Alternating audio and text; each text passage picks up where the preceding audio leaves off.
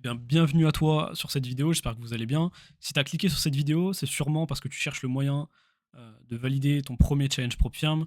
Et c'est ce que je vais te présenter aujourd'hui. Je vais te présenter le schéma, le process qui m'a permis de valider moi-même mes premiers challenges. Je te mettrai sûrement à l'écran un de mes diplômes, d'un des challenges que j'ai pu passer. Pour ceux qui ne me connaissent pas, voilà, c'est Théo. J'ai 21 ans, ça fait 3 ans que je suis dans le milieu du trading et ça fait maintenant un an que j'en vis complètement, que je fais ça à plein temps et en partie grâce au PropFirm. Donc, je vais rappeler rapidement ce que c'est que les propfirmes. Les propfirmes, ce sont des sociétés qui vont vous permettre d'aller débloquer du capital en passant des challenges. D'accord. Donc ces challenges, ils vont très souvent être en deux phases pour la plupart des cas.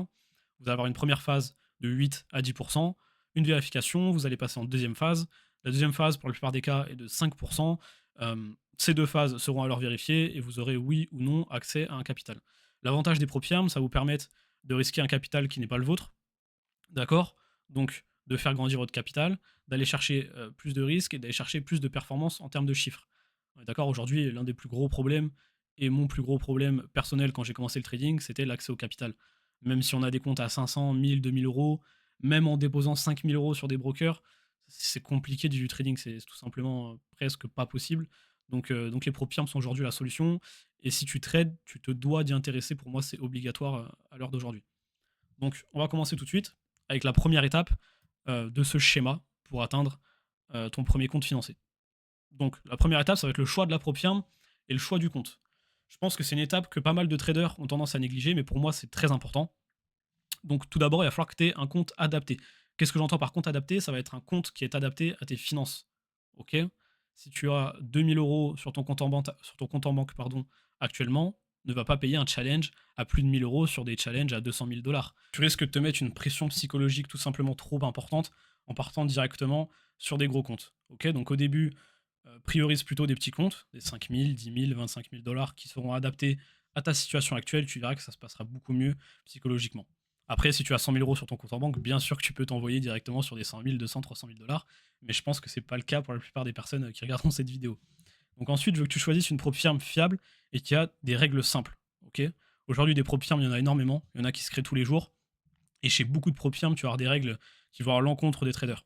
On le sait très bien, le but des prop firmes, c'est de gagner de l'argent sur la perte des challenges et sur la perte des traders, en tout cas pour la plupart des prop firmes. Donc ils vont créer certaines règles qui vont aller à l'encontre de ton trading.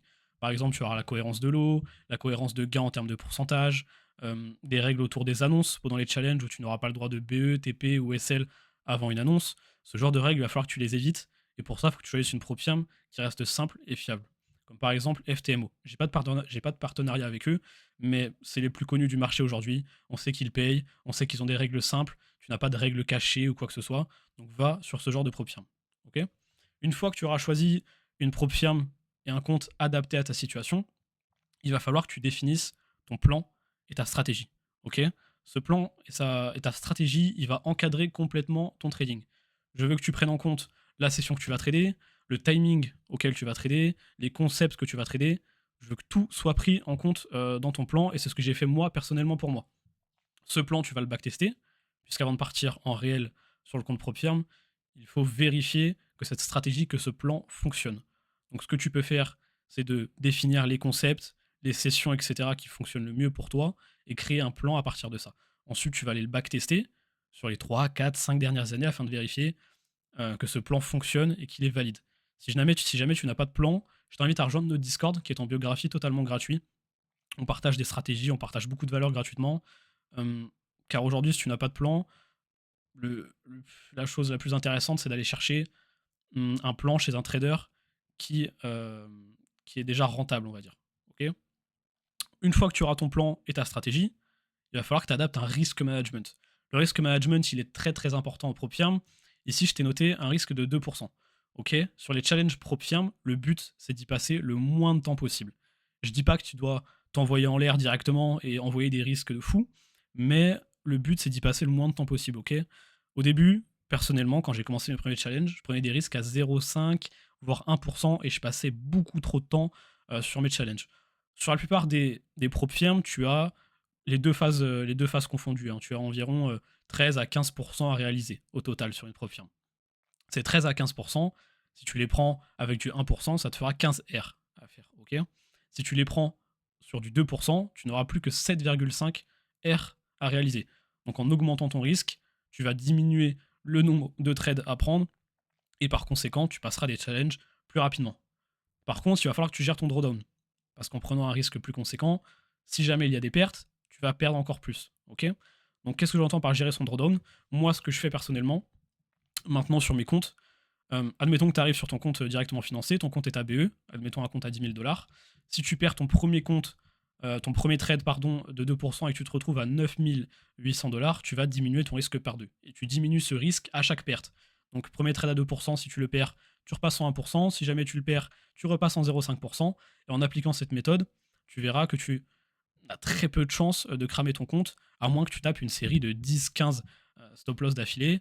Mais c'est concrètement impossible. Si tu as vérifié ton plan et si tu as une stratégie vérifiée avec un win rate positif, c'est impossible que cela t'arrive. Donc on augmente le risque pour aller chercher des validations plus rapidement et on gère son drawdown pour tout simplement gérer les pertes et ne pas perdre son compte. Ok. Ensuite, le dernier point, qui est pour moi le plus important, ça va être ta psychologie. Ok.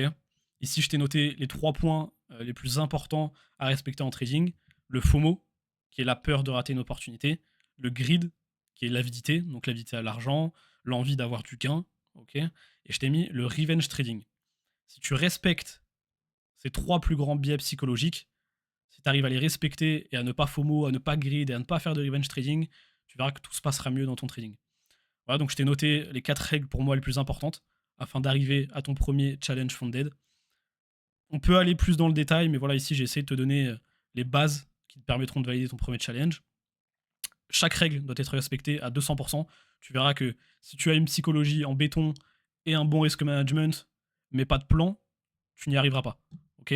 Si tu as un bon risk management et un plan de trading, mais que tu as une mauvaise psychologie, si à chaque fois tu FOMO, tu rentres dans tes trades alors que tu ne devais pas rentrer, si tu prends des revenge trading, si tu vas prendre 3-4 trades par jour alors que tu t'étais limité qu'à 2, tu verras que ça ne fonctionnera pas. Pareil pour le choix de la pro firme, c'est tout aussi important. Si jamais tu as un plan béton, un bon risk management, une bonne psychologie, et que tu arrives à passer des comptes et qu'au moment de la validation, on te sort des règles bidons sur des cohérences de l'eau ou quoi que ce soit et tes comptes ne passent pas, tu seras tout simplement déçu. Donc respecte toutes ces règles à la lettre et tu verras que tu arriveras sûrement à atteindre ton premier compte financé, ton premier challenge funded. Donc voilà, je t'ai donné les points les plus importants personnellement sur ce qui a fonctionné pour moi. Maintenant, si tu veux approfondir un petit peu plus le sujet, si tu veux aller dans le détail, si tu veux découvrir mes stratégies, si tu veux découvrir ce que j'utilise personnellement au quotidien afin de valider des comptes et afin de maintenir une certaine rentabilité, je t'invite à rejoindre notre Discord qui est en description. Tu y trouveras beaucoup plus d'infos et on partage énormément de plus-value gratuitement. N'hésite pas à me dire ce que tu as pensé de cette vidéo en commentaire. Pour ceux qui seraient déjà financés, n'hésitez pas à donner vos conseils, n'hésitez pas à dire ce qui a fonctionné pour vous aussi dans les commentaires. Et sinon, je vous dis à une prochaine vidéo. Bon trading à tous.